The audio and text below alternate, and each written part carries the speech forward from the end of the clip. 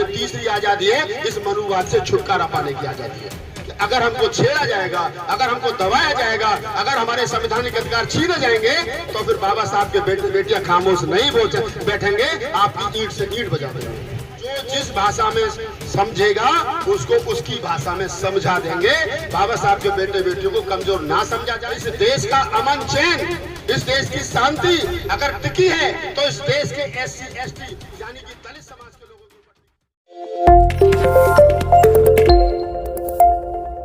बुद्ध साथी, संघर्ष के साथी, रीतु के इस आंदोलन में रीतु का ये दुख दर्द, ये पूरे समाज का दुख दर्द है। समाज की लड़ाई और समाज के हक हकूक की इस लड़ाई में जो लोग यहाँ आए हैं वो तमाम साथी साधुवाद के पात्र हैं। एज ए पत्रकार, as a activist, as a कवि मैं ये कहता हूँ, आंदोलन कौन कितना बड़ा है, बात छोटी हो या बड़ी, लेकिन जिस समाज के लोग जागरूक होते हैं उस समाज का शोषण, उस समाज का अत्याचार नहीं होता, क्योंकि समाज के लोग जागरूक होते हैं। अगर आज बहुजन समाज की इस बेटी पर, दलित समाज की इस बेटी पर 2018 से लेकर के और आज 2023 में हम लोग खड़े होकर के बात कर रहे हैं, 5 साल से लगातार रीतु और रीतु जैसे अनेकों हमारे स्टूडेंट्स का, बच्चों का, प्रोफेसर्स का शोषण पूरे मुल्क भर में हो रहा है और रीतु आज आवाज बन करके उठी है, तो मैं ये कह सकता हूँ निश्चित रूप से कि जो लड़ाई रीतु ने शुरू की है दिल्ली यूनिवर्सिटी के 4 नंबर गेट से, ये लड़ाई अंजाम तक पहुंचेगी और आप सब लोग उसके साक्षी बनोगे।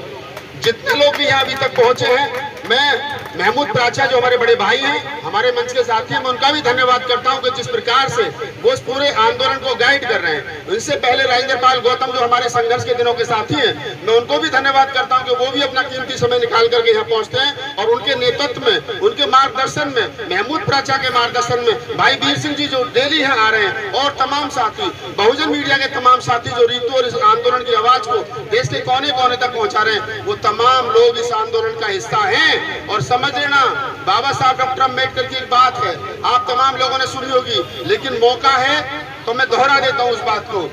कहा जाता है कि एक समय कुछ विदेशी पत्रकार भारत में आए, वो पहले नेहरू जी के पास में पहुंचे रात को 9 बजे करीब, तो पता चला कि नेहरू जी सो रहे हैं। गांधी जी के पास में पहुंचे तो पता चला गांधी जी भी सो रहे हैं। फिर वो लास्ट में बाबा साहब डॉक्टर अम्बेडकर के पास पहुंचे तो बाबा साहब जग रहे थे। तो बाबा साहब से पत्रकारों ने पहला सवाल किया कि डॉक्टर अम्बेडकर रात के 12 बजे आप जग रहे हो और गांधी और नेहरू सो रहे हैं। तो बाबा साहब डॉक्टर अम्बेडकर ने कहा था कि उनका समाज जग रहा है इसलिए वो सो रहे हैं, मेरा समाज सो रहा है इसलिए मैं जग रहा हूँ। अगर आज हम यहाँ खड़े होकर के बोल रहे हैं, आप लोग सुन रहे हैं, और ये सिस्टम जो हमारे चारों तरफ है और उनके लोग जोड़ के जो मुट्ठी भर लोग हम लोगों में घुस करके रोज यहाँ की बात वहाँ पहुँचाते हैं, वो इस बात को सुन ले, ना तो रीतु बिकने वाली है, ना डिगने वाली है, ना यहाँ से हार मानने वाली है, वो तुमको हरा करके और तुमको ठोक करके यहाँ से जाएगी। और ये लड़ाई अकेले रीतु की नहीं है। जब हम लोग रोहित वेमुला के लिए प्रदर्शन कर रहे थे जंतर मंतर पर प्रकाश राव अम्बेडकर के नेतृत्व में, मैंने तब भी ये बात कही थी जंतर मंतर से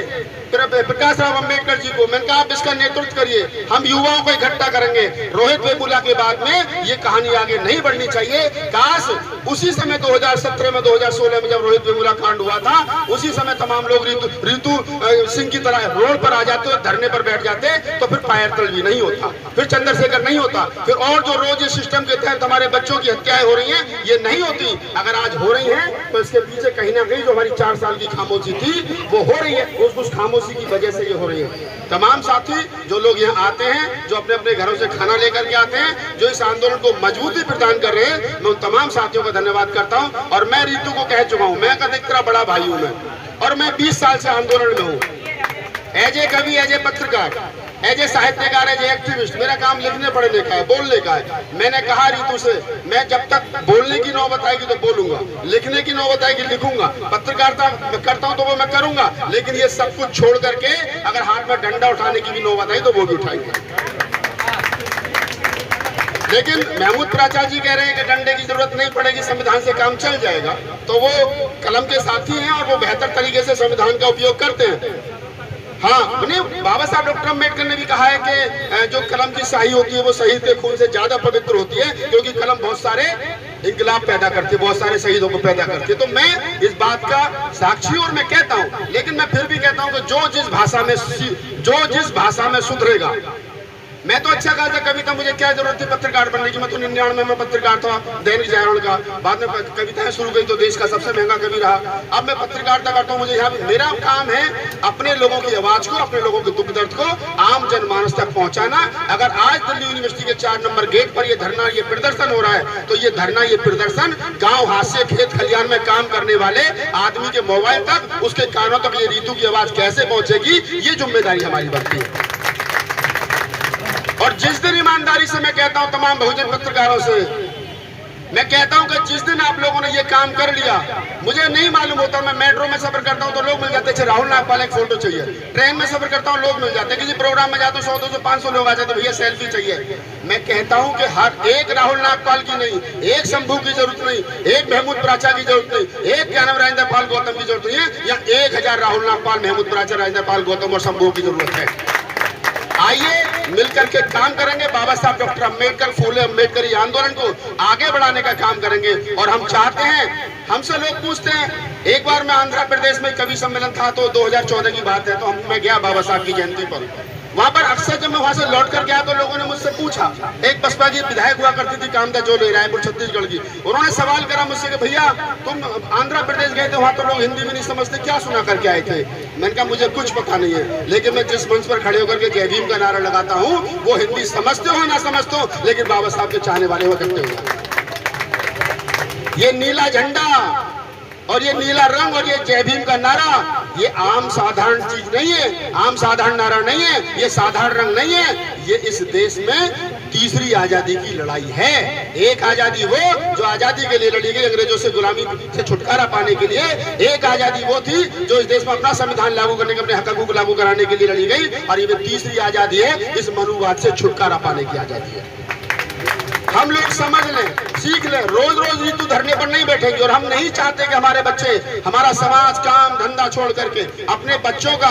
अच्छा भविष्य बनाने को, उनका रास्ता छोड़ करके धरने पर बैठे। हम बिल्कुल नहीं चाहते, हम किसी को परेशान करना नहीं चाहते, लेकिन ये भी सच है कि अगर हमको छेड़ा जाएगा, अगर हमको दबाया जाएगा, अगर हमारे संवैधानिक अधिकार छीने जाएंगे, तो फिर बाबा साहब के बेटे बेटियां खामोश नहीं बैठेंगे, आपकी ईंट से ईंट बजा देंगे। महमूद प्राचा जी कह रहे हैं हम संविधान के तौर पे लड़ाई लड़ेंगे, हम उनके साथ हैं, लेकिन मैंने कहा, और रिकॉर्ड कर लो इस बात को, कि जो जिस भाषा में समझेगा उसको उसकी भाषा में समझा देंगे। बाबा साहब के बेटे बेटियों को कमजोर ना समझा जाए। इस देश का अमन चैन, इस देश की शांति अगर टिकी है तो इस देश के SC ST यानी कि दलित समाज के लोगों के ऊपर टिकी है। जिस दिन इस देश के SC ST ने, OBC ने अपना आपा खो दिया और संविधान की जगह हाथ में कुछ और पकड़ लिया, तो याद रखना ये आगे आगे होंगे और हम पीछे पीछे होंगे, और इनको फिर वही भेज देंगे जहां से आए थे। लेकिन ये संवैधानिक बात नहीं है, इसलिए मैं कहता हूं हमारा धरना पीसफुल है, और हम ये चाहते हैं कि देश भर से हमें समर्थन मिल रहा है। वामन मेश्राम जी यहाँ आए, इतना बड़ा संगठन चलाते हैं वामसेप के नाम से। मैंने तमाम लोगों से अपील की, मैंने कल कहा कि चंद्रशेखर रावण को भी यहाँ आना चाहिए, मैं निमंत्रण देता हूँ उसको, आए यहाँ पर। अरे जब आप हमारे पहलवान बेटियां जंतर मंतर पर बैठी थी, जब आप उनके धरने पर वहां बैठ सकते हो, रात गुजार सकते हो, लगातार वहां 1 महीना उनके साथ बैठ सकते हो, तो रीतू मेरे परिवार की बेटी है, मेरा खून है, मेरी छोटी बहन है, तुम्हारी भी छोटी बहन है। और एक चंद्रशेखर ने, एक राहुल नागपाल ने, इस देश के अंदर जो बाबा साहब डॉक्टर अम्बेडकर, फूले कबीर, नानक, रैदास, साहू जी महाराज के नाम से कोई भी संगठन चलाता है, उसकी जिम्मेदारी बनती है कि वो यहाँ आए और रीतू के समर्थन में 1 दिन 2 घंटा 2 घंटा समय बिताए, ताकि मनुवादी ताकतों को पता चले कि आप कितना भी इनको टुकड़ों में बांट लीजिए, कितने भी संगठनों में बांट दीजिए, कितना भी लालच दे दीजिए, इनको बेशक MP MLA बनाने का ऑफर दे दीजिए, लेकिन अगर रीतू भाई या रीतू जैसे किसी भी भीम पुत्री भीम बेटे पर कोई आपत्ति आएगी तो ये लोग इकट्ठा हैं। और ये कोई नई बात नहीं है, ये हमने करके दिखाया है। 2 तारीख को जब भारत बंद हुआ तो उसका नेतृत्व किसी नेता ने नहीं किया था, तमाम मुल्क के लोग जानते हैं कि वो एक साधारण कॉल आगरा से हुई और देश पूरा रोड पर आ गया, और क्या हाल हुआ। हम दोबारा 2 अप्रैल दोहराना नहीं चाहते, लिहाजा हमारे सब्र का इम्तिहान ना लेंगे सरकारें। ये सिस्टम अगर हमारा सब्र टूटा तो फिर 2 अप्रैल होगा, और फिर आप लोग आगे आगे होंगे, हम पीछे पीछे होंगे। हम नहीं चाहते कि कुछ ऐसा हो।